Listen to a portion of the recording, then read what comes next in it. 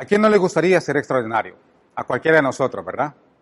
Lo invito a que nos acompañe en este mensaje donde vamos a ver la segunda parte de una serie que hemos llamado Quiero ser extraordinario. La semana pasada iniciamos con la primera parte cuando Tito nos contaba o nos trataba de explicar acerca de la diferencia entre ser extraordinario en algo y ser una persona extraordinaria.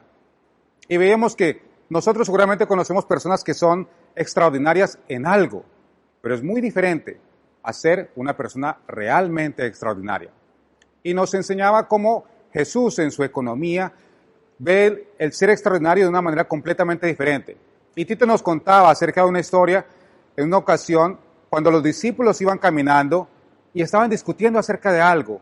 Y finalmente Jesús le pregunta a dos de ellos acerca de qué estaban discutiendo. Acerca de lo que ellos hablaban era de que ellos deseaban que cuando Jesús iniciara su reino, quería que los hiciera importantes. Quería que Jesús los hiciera grandes, extraordinarios. De hecho, querían que sentara uno a su derecha y el otro a su izquierda.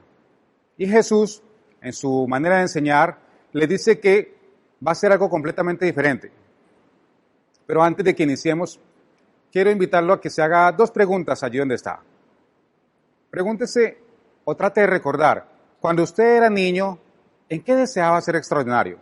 Porque todos nosotros cuando somos niños queremos ser extraordinarios en algo. De pronto un gran futbolista, o sueña con ser doctor, o un gran músico, qué sé yo. Pero siempre soñamos con ser extraordinarios en algo. Hágase esa pregunta por unos minutos. Y hágase esta otra pregunta. ¿Qué edad tenía usted cuando se dio cuenta de que no era tan buen futbolista como quería ser? O que no podía ser médico porque solo de sangre se desmayaba. O que quizás, como me ocurrió a mí, el Señor no le dio el talento para ser un gran músico. ¿En qué momento se dio usted cuenta de que no iba a poder realizar su sueño de ser extraordinario en eso que tanto le gustaba cuando era niño? Pero para que no me diga que le estoy desbaratando los sueños a nadie, déjeme alguna pregunta extra. ¿Cuántos de ustedes son extraordinarios en lo que deseaban ser cuando eran niños? Porque también ocurre que hay gente que desde niño quiere ser doctor y llegan adultos y finalmente realizan su sueño de ser médicos. O que de pronto toda la vida quisieron ser un gran deportista y se esforzaron y lograron ser grandes deportistas, deportistas extraordinarios. Pero usted y yo sabemos que el hecho de que seas extraordinario en algo no te hace realmente una persona extraordinaria. Puedes ser extraordinario haciendo algo, pero no es lo mismo que ser una persona extraordinaria. Tito nos contaba o terminaba explicándonos, enseñándonos cómo en la economía de Jesús, en la manera de seguir a Jesús, debemos tomar cada oportunidad que tengamos de hacer todo lo que podamos por alguien más. Esa era la definición que nos daba Tito acerca de la enseñanza de Jesús, de cómo ser realmente extraordinario. Y Jesús lo resumió de una manera más clara todavía.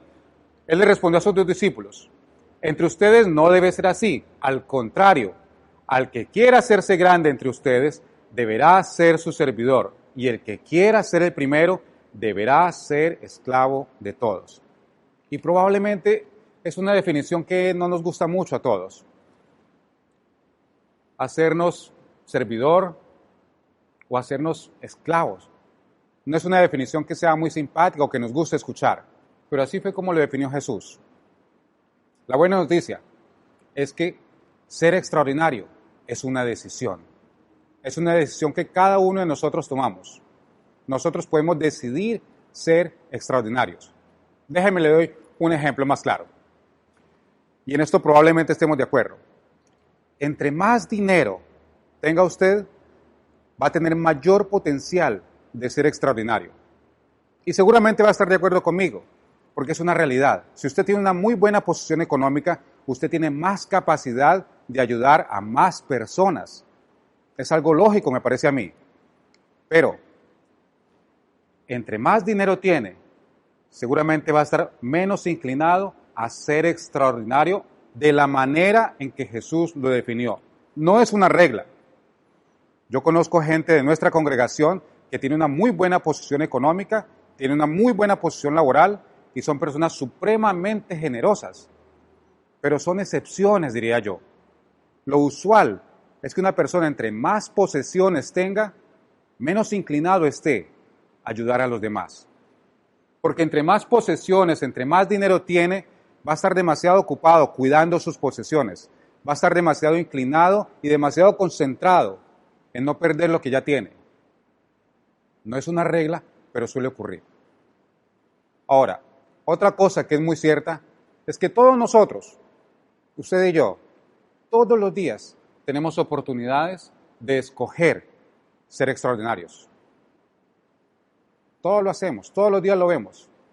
El problema es que nosotros usualmente desperdiciamos estas oportunidades porque deseamos ser extraordinarios en algo.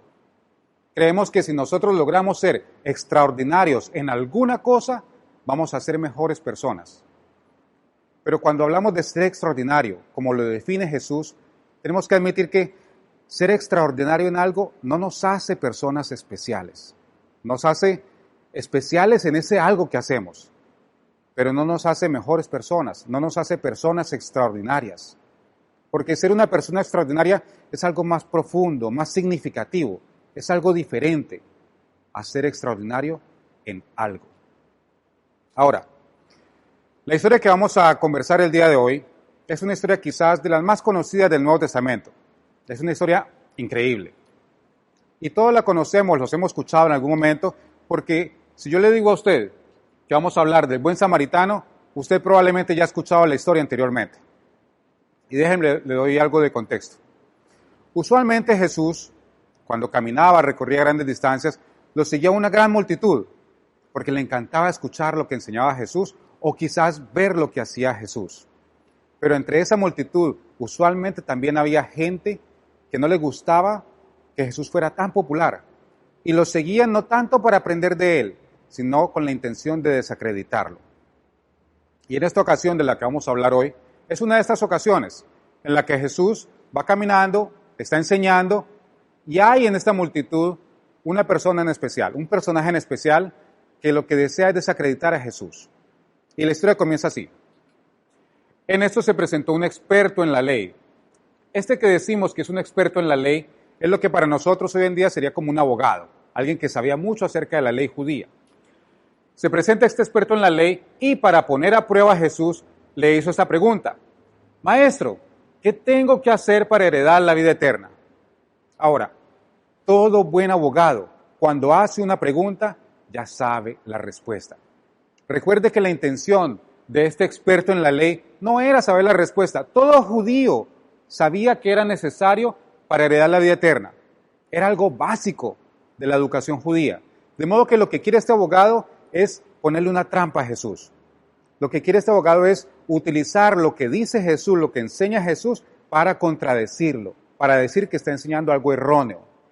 De modo que esta es la intención del abogado. Jesús le responde y le dice, ¿qué está escrito en la ley? ¿Cómo la interpretas tú? Después de todo es un maestro en la ley, ¿verdad? De manera que el abogado le responde lo que ya sabía.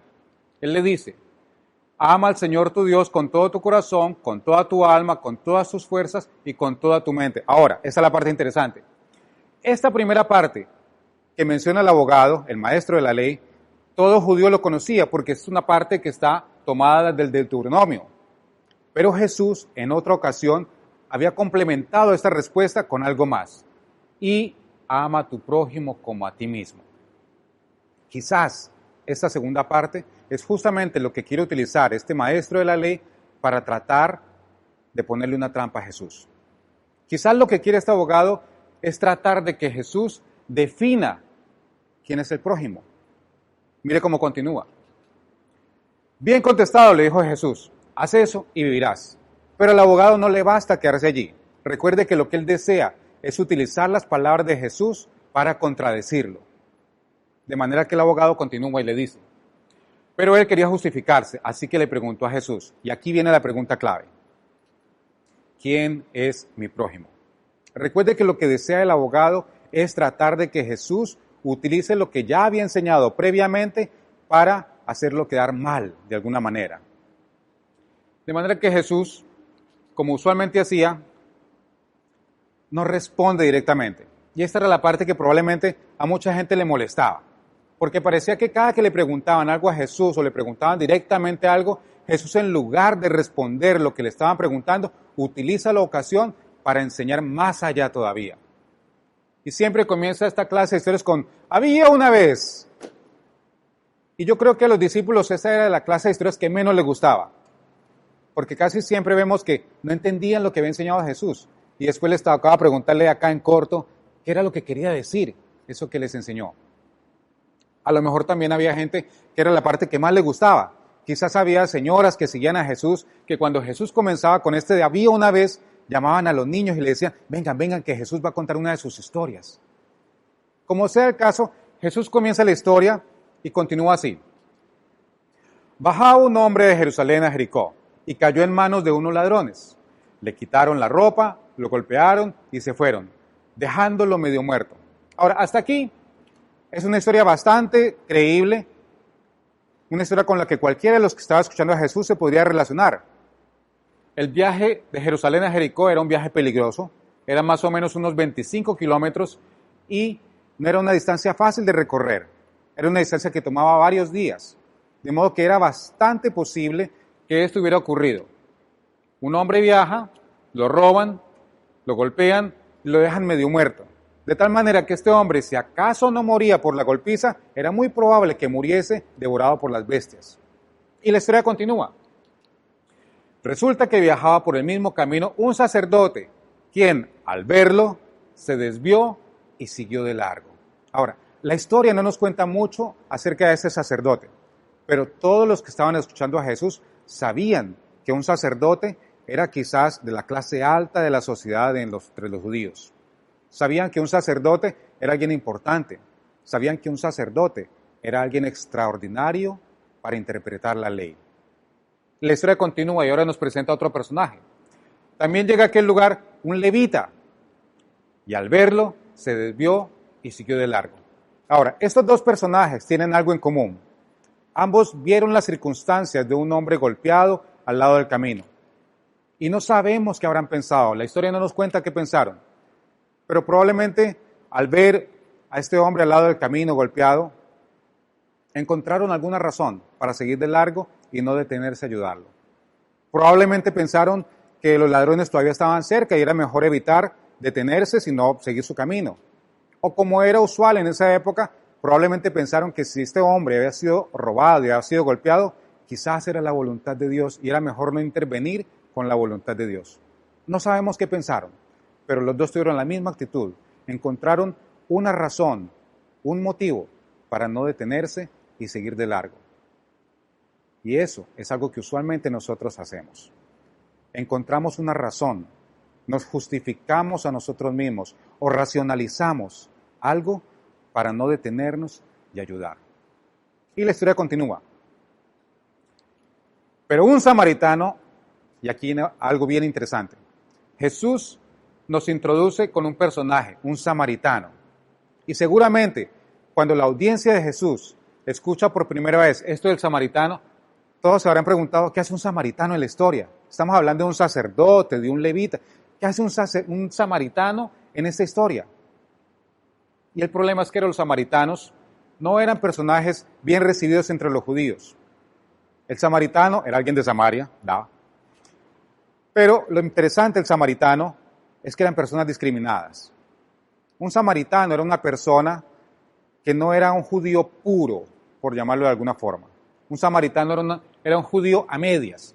Era judío mezclado quizás con babilonio o judío mezclado con persa, pero el asunto era que no era un judío puro, por lo cual eran discriminados. No podían ir al templo a adorar, tenían sus propias costumbres. Eran tan discriminados, era tanta la apatía que tenían los judíos con los samaritanos que cuando una persona necesitaba viajar de norte a sur o de sur a norte de Palestina, tenían necesariamente que pasar por Samaria, pero preferían tomarse un día más de viaje y desviarse, con tal de no relacionarse con los samaritanos. La historia continúa y nos dice que este samaritano igualmente iba de viaje y llega donde estaba el hombre y viéndolo, se compadeció de él. Cosa interesante. Tampoco sabemos por qué habrá decidido detenerse, pero sí sabemos que tomó una decisión diferente. En este momento se marca una diferencia. Tenemos 3 personajes que vieron lo mismo, pero tuvieron 2 reacciones completamente diferentes. La historia nos cuenta que ese samaritano no solamente se detuvo, sino que se acercó, le curó las heridas con vino y aceite y se las vendó, y que luego lo montó sobre su propia cabalgadura, lo llevó a un alojamiento y lo cuidó. Ahora, mire qué interesante. Este samaritano no solamente se detiene, sino que nos dice que le curó las heridas, algo muy peligroso de hacer. Después de todo, los ladrones todavía podían estar alrededor. No le bastó con curarlo, sino que le curó las heridas y utilizó vino y aceite, algo muy costoso de hacer. El vino y el aceite era mercadería que se utilizaba para comerciar, de modo que no era de pronto algo muy razonable utilizarlo para sanar a un desconocido.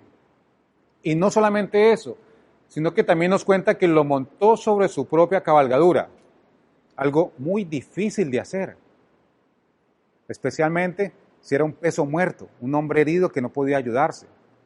Pero a este samaritano, del cual no sabemos mucho, sí sabemos que no le importó hacer algo peligroso, hacer algo costoso y hacer algo muy difícil con tal de ayudar a un completo desconocido. El sacerdote y el levita eran personas extraordinarias en cuanto al conocimiento de la ley. No sabemos si este samaritano tenía algo extraordinario, pero sí podemos decir que actuó de una manera extraordinaria. Actuó y fue más allá de lo que muchos de nosotros hubiéramos hecho. No solamente lo cura, no solamente lo lleva hasta otro lugar, sino que la historia continúa y va más allá todavía. Nos dice también que al día siguiente él sacó 2 monedas de plata, que para ese tiempo era bastante dinero. Estamos hablando de lo que podía ganar una persona en un mes. Sacó 2 monedas de plata y se las dio al dueño del alojamiento y le dijo que lo cuidara y que lo que gastara además, él se lo iba a pagar cuando regresara. Eso es ir mucho más allá de lo que cualquiera esperaría.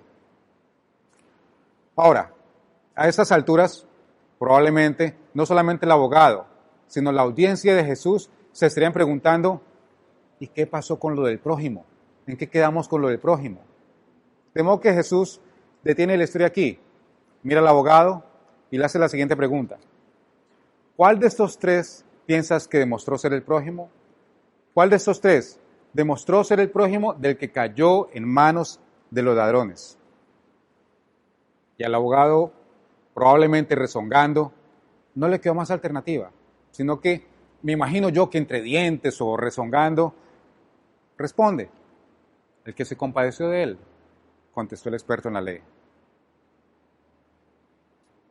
Y Jesús, me imagino yo, probablemente con una mirada amorosa, con una mirada compasiva, le responde el abogado, anda entonces y haz tú lo mismo, concluyó Jesús. Anda, y cuando veas una necesidad, no te preguntes qué habrá ocurrido, simplemente hazlo, ayúdalo, involúcrate. Esa es la respuesta de Jesús. Anda entonces y haz tú exactamente lo mismo.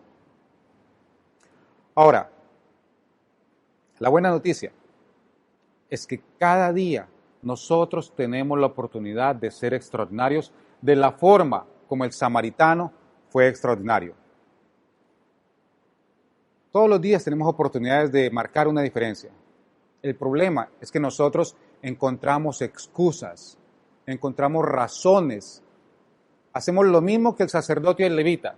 Somos expertos, al igual que el sacerdote y el levita, en evitar involucrarnos.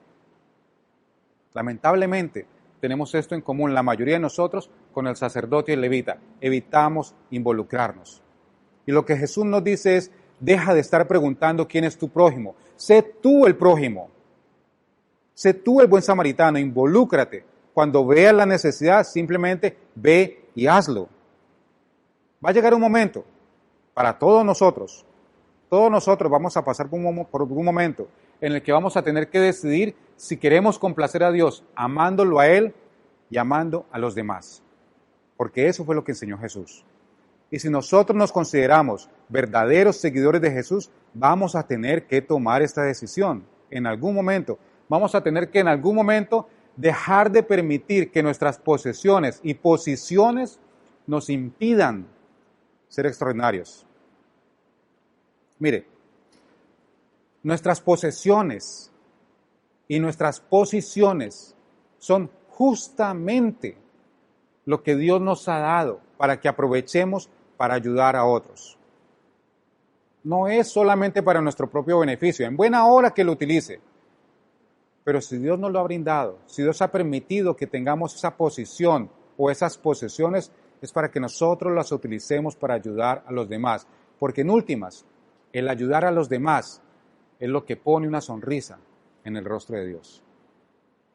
Déjeme contarle una historia un poco más cercana, una historia que realmente ocurrió. Hace algún tiempo, cierta pareja de la congregación salen de la maternidad de la peor manera que podrían salir, con los brazos vacíos, porque les tocó dejar a su bebé en cuidados intensivos. Y yo no me imagino lo doloroso que puede haber sido, pero sí puedo imaginarme que no tenían cabeza para nada más. Tiene que haber sido una situación supremamente complicada.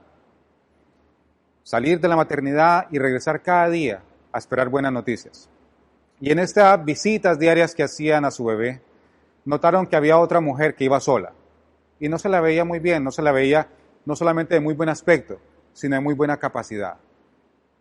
Y estas personas, esta pareja que les estoy contando, pudieron haber hecho exactamente lo que hacemos nosotros muchas veces. Muchas veces hay gente que llama aquí en la iglesia, llama entre semana, en horas de oficina, y como saben que trabajamos aquí, nos cuentan la historia de alguien que es cercano, un familiar, un vecino, alguien más de la iglesia, y nos cuentan el drama de que está pasando por una situación difícil, que le pasó esto o aquello, lo que sea. Y nos llaman porque quieren que alguien de la iglesia vaya. Yo no entiendo, créame. Pareciera que estas personas que llaman con muy buena intención, creen que nosotros aquí tenemos como un teléfono rojo.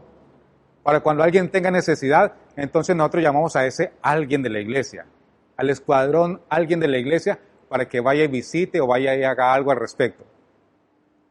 Y lo que nosotros pensamos muchas veces cuando recibimos estas llamadas, o lo que nos toca decirle a la persona que hace esta llamada bien intencionada, es que en últimas, usted es alguien de la iglesia, yo soy alguien de la iglesia, nosotros somos la iglesia, nosotros somos ese alguien de la iglesia.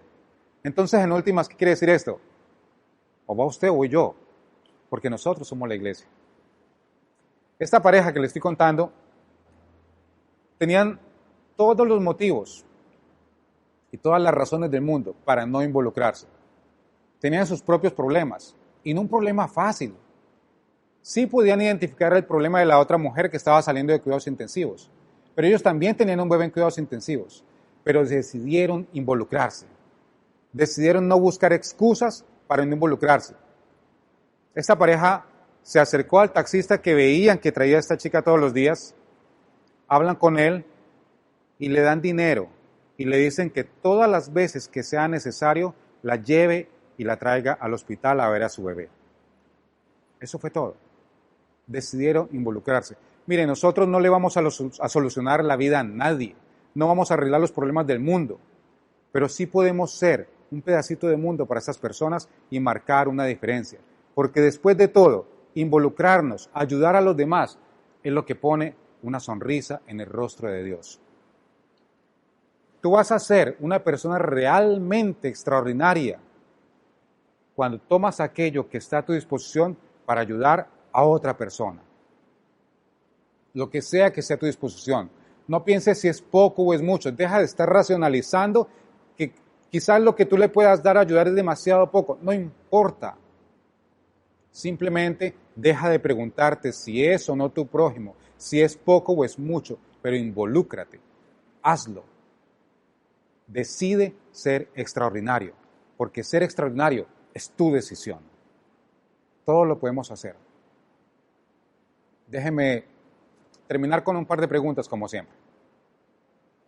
Esta pregunta que le voy a hacer es una pregunta muy sencilla, Es una pregunta que todos la podemos hacer en cualquier momento, que todos tenemos oportunidad de hacerla.